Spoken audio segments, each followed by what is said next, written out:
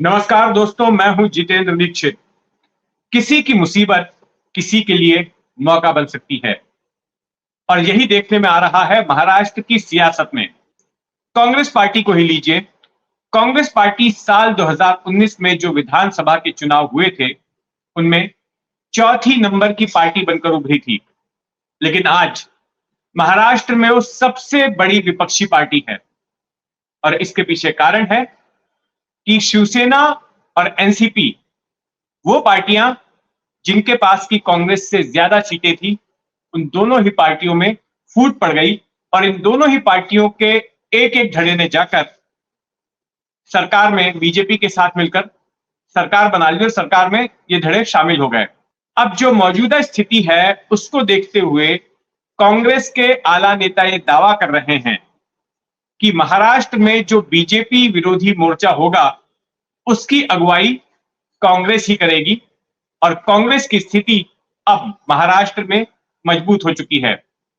सबसे ताजा बयान आया है कांग्रेस नेता मिलिंद देवड़ा का।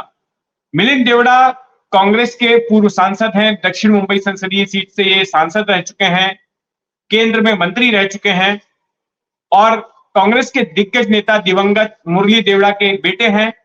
मुंबई कांग्रेस के अध्यक्ष पद पर भी ये रह चुके हैं और अब इनका कहना है कि जो बदला हुआ सिनेरियो है, जो बदला हुआ परिदृश्य है, उसमें कांग्रेस अब महाराष्ट्र की सियासत में एक अहम भूमिका निभाने वाली है। कांग्रेस अब मजबूत हो चुकी है। साल 2019 के जो विधानसभा चुनाव हुए थे, वे चुनाव कांग्रेस और एनसीपी ने मिलकर लड़े थे। वहीं दूसरी तरफ शिवसेना और बीजेपी ने भी मिलकर चुनाव लड़ा था। तो ये दो गठबंधनों के बीच का टकराव था। लेकिन चुनाव नतीजे आने के बाद ही समीकरण बदल गए।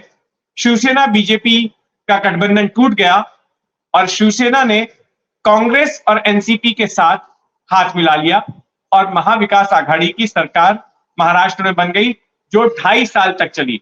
अब जो नतीजे आए थे, उन नतीजों के मुताबिक सबसे बड़ी पार्टी बीजेपी बनकर उभरी थी, जिसको कि 105 सीटें मिली थी। महाराष्ट्र में कुल 288 विधानसभा सीटें हैं, जिनमें से कि 105 विधानसभा की सीटें बीजेपी ने जीती थी।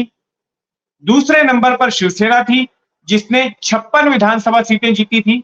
तीसरे नंबर पर राष्ट्रवादी कांग्रेस थी, एनसीपी थी, जिसने 54 विधानसभा सीटें जीती थी। और चौथे नंबर पर कांग्रेस थी, जिसने 44 विधानसभा सीटें जीती थी। तो कांग्रेस इन तमाम बड़ी पार्टियों में सबसे आखिरी नंबर पर थी। लेकिन अगर हम आज की बात करें तो आज जो परिदृश्य है उसमें कांग्रेस सबसे बड़ी विपक्षी पार्टी बनकर उभरी है और कांग्रेस का यह मानना है कि बीते 4 सालों में जो भी तमाम नाटकीय घटनाक्रम हुए महाराष्ट्र की सियासत में, उसके बावजूद कांग्रेस अपना कुनबा बचाकर रखने में कामयाब हुई। जब शिवसेना में पिछले साल बगावत हुई तो शिवसेना के 56 विधायकों में से करीब 35 विधायक एकनाथ शिंदे के साथ अलग हो लिए, अलग उन्होंने गुट बनाया और बीजेपी के साथ में सरकार बना ली। और बाद में एकनाथ शिंदे के गुट को ही चुनाव आयोग ने असली शिवसेना के तौर पर मान्यता भी दे दी। और उसके बाद इसी साल राष्ट्रवादी कांग्रेस में भी, एनसीपी में भी बगावत हो गई और शरद पवार से बगावत करके उनके भतीजे अजीत पवार ने अलग गुट बना लिया।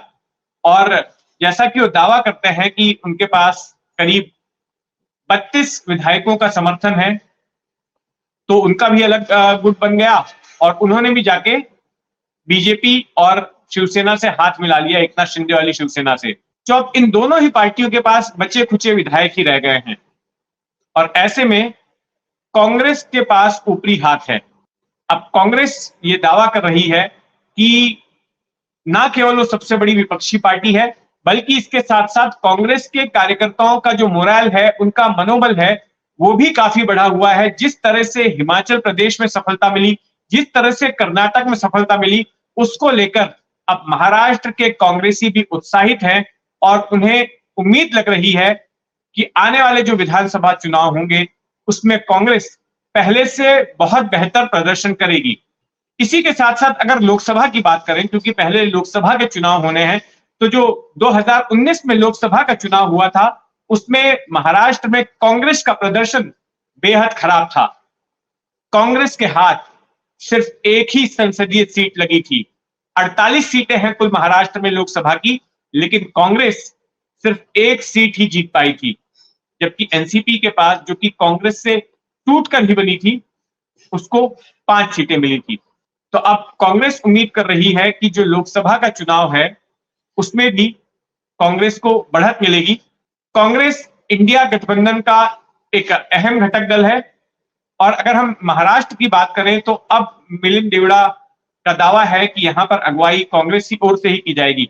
लेकिन यह देखना बड़ा ही दिलचस्प होगा कि महाविकास आघाड़ी की ये तीनों पार्टियां, यानी कि कांग्रेस, उद्धव ठाकरे गुट की शिवसेना और शरद पवार गुट की एनसीपी, इन तीनों ही पार्टियों के बीच आने वाले लोकसभा चुनावों की खातिर सीटों का बंटवारा किस तरह से होता है।